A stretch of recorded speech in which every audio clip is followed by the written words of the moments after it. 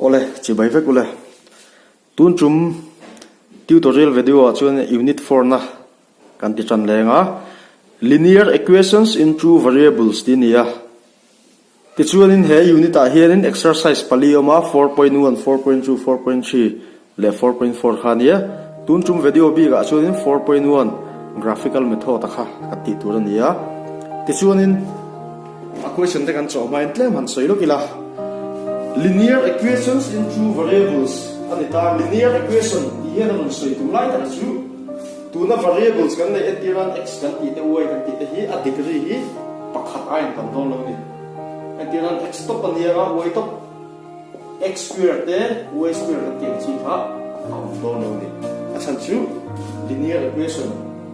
linear tu kha x power 1 te y power 1 te ni ga chuan hemi equation hian in an siam chu straight line kha an siam chu ta ni ke chuan in two variables an ti lai tak chu ma chuan one variable sa kan 0 thila x so na kan 0 thila tu chu ma chuan in x so kha an to don lo wa y value hi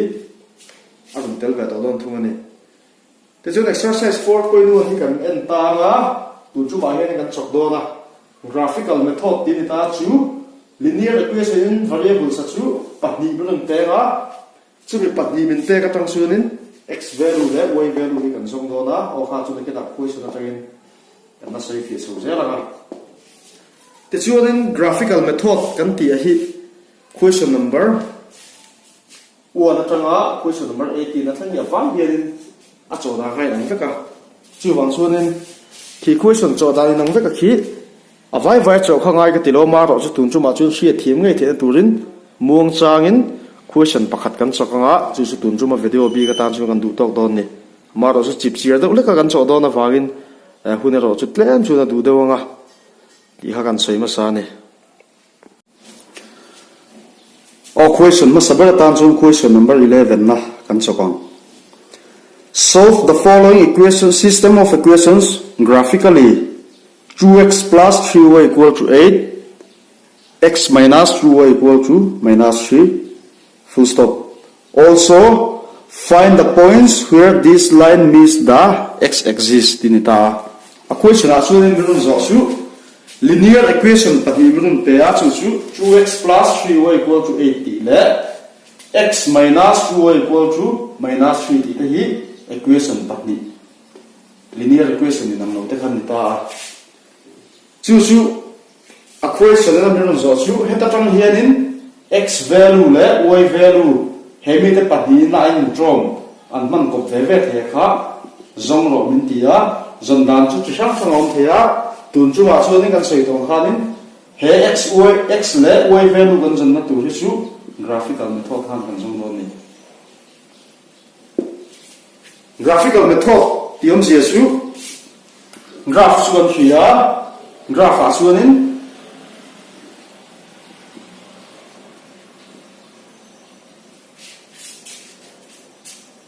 entiran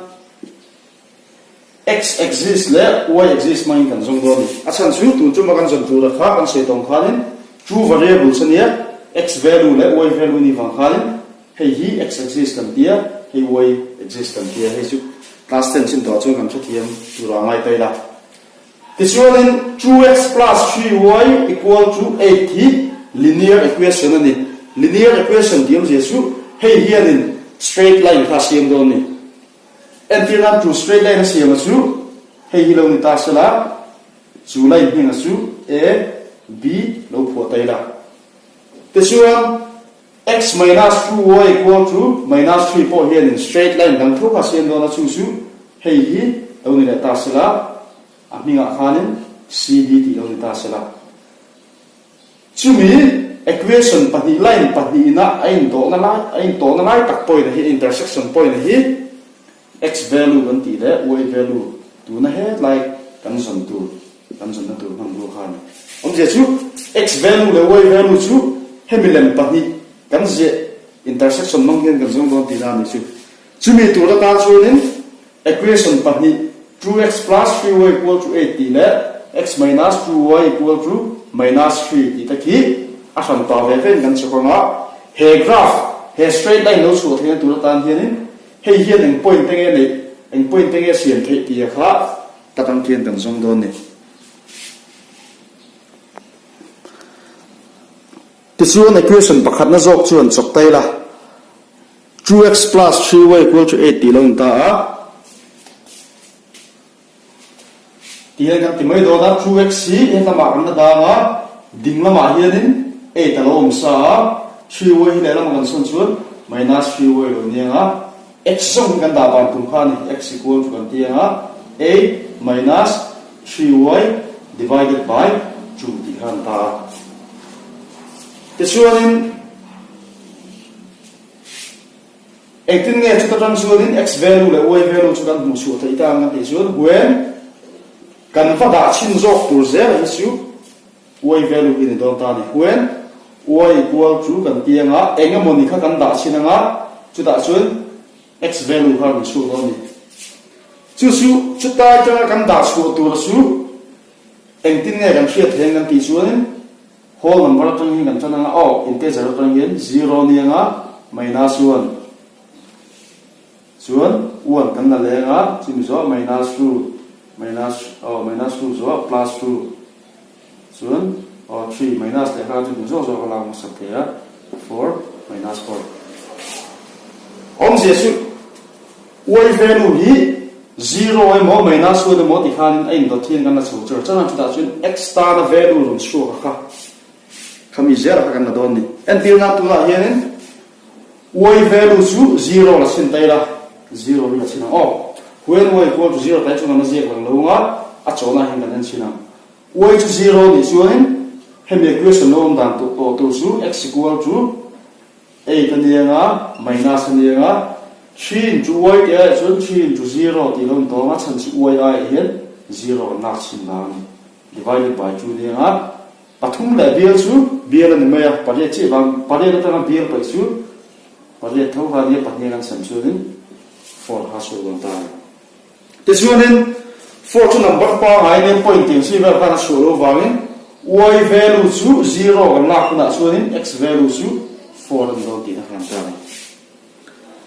so ka tiang chi khan voi bi dang kan na le do na y equal to kan ti nga x value kha headline point hi pathum zel kha kan jong do ni pathum mai kan po jom thei theu ma ro chu pathum zon ki to ni tisua etin nge antala ku sa tam so mai sia 0 chuna theya minus 1 ne 1 a chuanin sakmi ru po khan a thei lo ni chu chuna te thei lo ti shia da na kha direct do shia da kha ta asem tu hi kan ta tu na hianin asem tu hi patni ni om se chu patni na sem diom se chu patni huna khan tang kai na nei ta 0 kan nak la ya patni na sem ral the chuan minus 1 mo 1 a khanin patni na sem ral the lon lo wa a dot le chi minus 2 al amo plus 2 ai chuanin patni hian na sem ral the lon ti na chu chu y value kan nak tur khan ta ni chu wa chuan minus 1 le plus 1 chuan kan le minus 2 swing dia kan lang ti chuan x kan tia nga 8 minus 3 into minus 2 kan nak chuan y ai kan minus 2 kan nak ti na ni divided by 2 lo ni le ta 8 kan dia nga pathum le ta ni pun tir chu paru kan nia minus le minus kan pun tir chu plus lo su ka divided by 2 nia 14 by 2 lo ta chu chu 7 kan ta number pa ngai chi chi point lo kan on su ta tichuanin y value chu soitong khan minus 2 kan mark chuanin x value a chuanin 7 kan chu ro ne khatiang chi chi khanin minus 2 a ko thei chun plus 2 ai chuanin ya thei nge do na anna le chinang plus 2 lo hong ve thum tai la 8 minus 3 into y ti ai chuan 3 into 2 ti lo to nga divided by 2 ne nga 8 minus pathum bun ni chu 6 ania plus ani ve to lo thunga nga san supply minus sai no ba kha ni divided by 2 nia an pai sun 2 lo ni nga an cancel sun 1 an chu dong ta ti chuan y value a chuanin plus 2 kan nak chuan x value a chuan 1 an chu ta ni ti khianin thil pathum y voi thum kan put china x value kan nei veka aba ka chu angai lo kan ti kha chu wa chuanin 2x plus 3y equal to 8 ti hetlaya equation 1 na table kha kan siam thei ta chu table 1 kan ti mai tai lo all sum zongin table 1 a chuanin kan nei ta kho chu helai kan hu su hin ta ni tain x represent la tain y ta sela x chu 4 a chuanin y chu 0 nia ni lo pon y chu minus 2 a chuanin x chu 7 ania y chu 2 a chuanin x value chu 1 ta he table x by y 407 minus 2 1 2 ti hi graph kan solve na tu ta tang khan poi mo em hei kan mang ber tu khan ta ni khi tiền chi se hianin equation 2 na kan chok ve lem equation 2 a chun x minus 2y equal to minus 3 ti kan no ni ta ti chun x phase chu coefficient kha one I lian am lo wang khan all sum le sa do na equal to minus 3 om sa minus 2y le lam kan son chuan plus 2y lo sa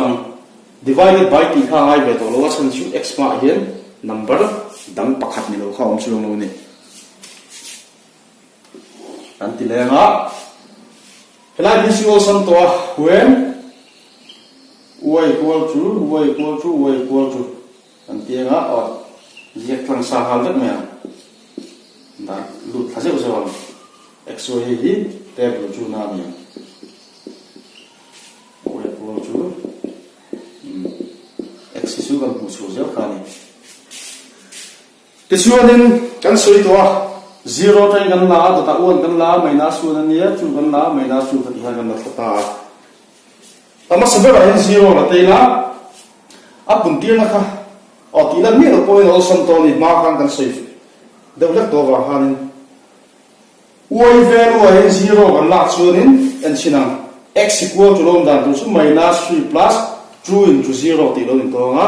pahni la bial kun tir bial met lai chu bo ngal do na minus 3 che ka bang to ni chu wa chu y a chuan 0 an la chuan x a chuan minus 3 ha ni ti chuan a soi to khan a sim tu kha pakhat ma no value wang khan aim to khan man chu char ve thei to thunga tu a chuanin 1 lo la taila 1 a chuanin minus 3 ni nga plus pahni le pakhat pun tir chu pahni nia minus 3 le je khi che ma he chu minus 3 plus 2 into 1 ti lo nia 1 kan lak chuan minus 3 plus 2 lo nia kan pa nga minus 1 lo chu don ta om je chu y a hianin plus 1 kan man chuan x a hian minus 1 lo chu don ti na ni ti chuan a pathum na chuan an du kan phong thei kan ti ha du le a number point kan ve sin tamai mai tai la minus 1 ka chu chu na man ti plus 2 te mang sin mai mai plus 2 te lo mang sin tai la x equal to ni nga minus 3 plus 2 into 2 ti lo ni nga minus 3 le 2 into 2 is 4 ni palia pathum pai chu pakhatan ta y chu 2 ni huna chu x value chu 1 an ta ni tikhan pathum mai tam po hila phia ama ro chu pathum china hian in tok riau ni chu table chu so samdang kan sia thei to helai kan hu so sia kan hu so to sa ji khan maya minus 3 te minus 1 te plus 1 te 3 a chuan 0 lo nia ta 1 lo nia chu ki kan hu so ta he table chu hi equation x minus 2y equal to minus 3 represent to hanta MZP champhai hi kumsang ka zakwa samkwa pali changkhan headquarters ni in kumsom ni parukna amangme ka mizo zirlai le mizo mi pui zong zong tan theitop chha chinin doctor in deilona te zetir tu le sarkar na thokin deilona shanga champhai tan ke pen to chinin a pen mek zela mizo zirlai ti cha choi moi intercore quiz study camp shang to kwalba ka khwale school shanga te career guidance no pangte himna awareness le rilo do na atana in tan siak te abwa sai china heba ka hian zirlai te tam program chi shang abwa sai china thunei tu te nen chang hawin namdang dan lawa umte dap chuan na thochin ani namdang nei lo tura intiam na hun man chin ani bok MZP headquarters champhai pisa hi chanema omin mizo zirlai le mizo zong zong puiturin kanom renge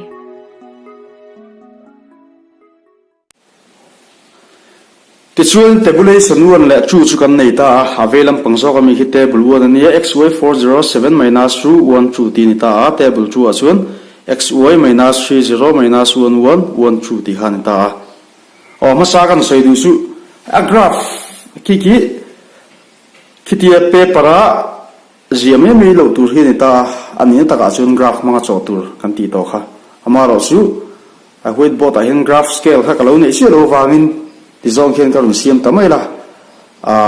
kan cha thiam tura ngai te la be sei te la sa ju thil har kha om chuang lo wa a reading dei chilo nang che che don lo wa khalai khan che thiam na kan ngen ma sa ti chuanin a graph put dam chum mi kan sei lo kang headline kan sia headline kan ti 7 ka ma sia them therapy ka thuna en ka ngai poi mo lem lo ti kha in lo ngai tu me thea ate dong song song kan en fekang x lampang hi kan en nga x su kan sei to a he ti zo ma phi horizontal direction kan hi x axis kan ta chut alai ta thi origin ni ya alai ta ding lampang ho hi x tan chuan a plus ho kan ta ve lampang ho hi minus an ta x value kan en phe char cha x value lian per chu 7 hi ni ta he lai 7 hi chu 7 chu plus ani wangin he lai x a line kan vela khan plus 7 ni chu abakai thang nge tu khani te chuan a minus so an le minus a po khanin a number tam par chu minus 3 ti ha lo ta a value a chu tlema na minus 3 ti chu a ai tam kha ji du kha ngai chu no minus 3 kha hum a huam a huam a ha in a tel chu to ma ya te chuan en tin nge xy 40 ti chu kan plot ang ti chu x tan 4 chu x value tan 4 chu helai hi ta ni 40 ti om je chu x tan 4 ni si y tan 0 ti chu y chu a chu pe na chho ro kim chu ma chu wa chu helai hi na hi x tan chuan 4 ni nga y tan chuan 0 han ta ni chi bi na te chu y value 0 ni chum chu kam thil plot tu ra kha x axis sa om ti na ni ana ting zong che x value 0 ani chu y axis sai nom do ti an o ha chon sei tum ba ni lo wa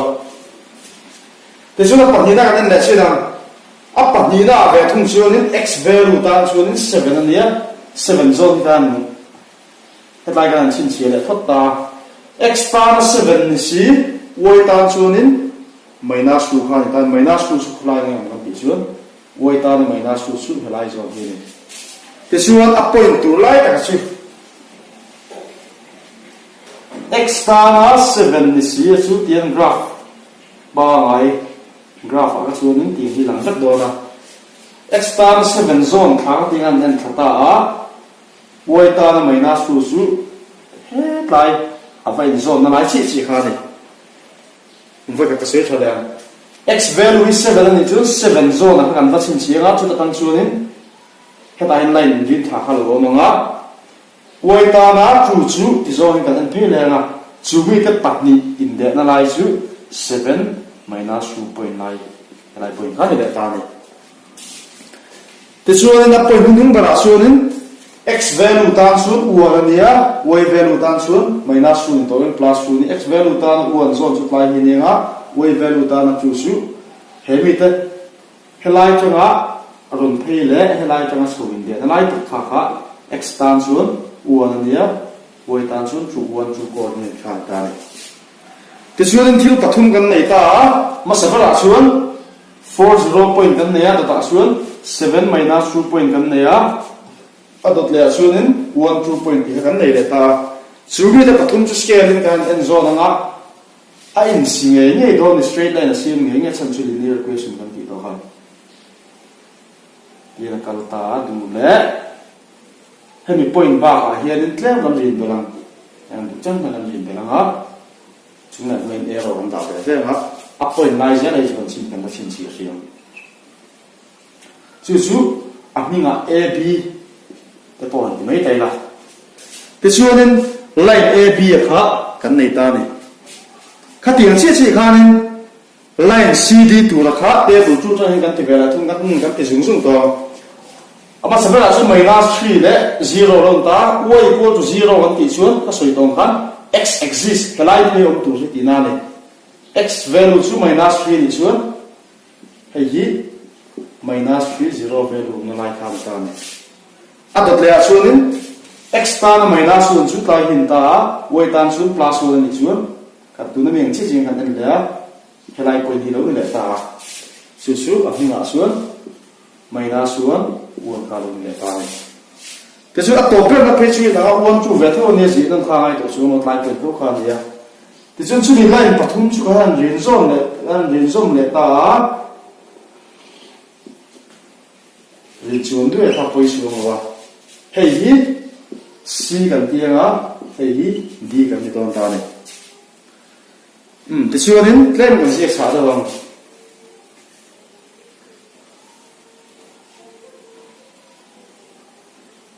munum nan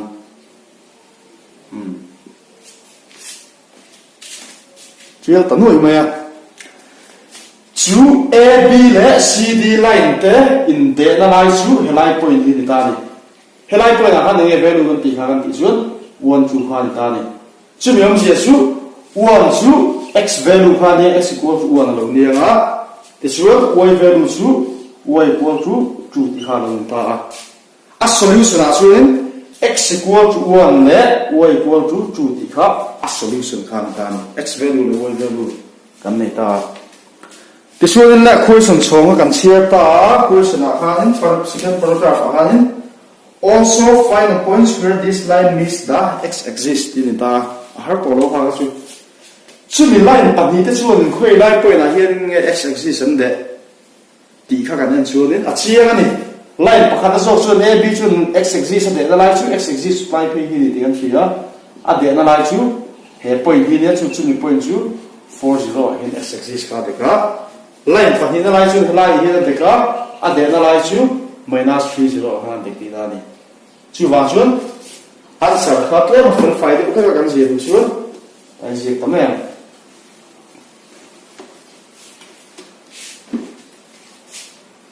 therefore the solution is kantianga x equal to kan soi tong khan ruan ania y equal to 2 ti kan ta chun chimi line tin direct do kan je tela a b line meets x axis at x axis at a b tan chuanin line point kha x axis ava de na line kha ni ba khanin 40 hian tek ve thunga khatiang chi chi khanin cd line chuanin wa x axis tho ade na lai chu minus 3 0 he 5 point kan ti na lai khan ban khasam khan sa tu ni ta ti so sei tong khan tu na kan graph so te kan lam ji te khisu du thu sam lo mai pon lo in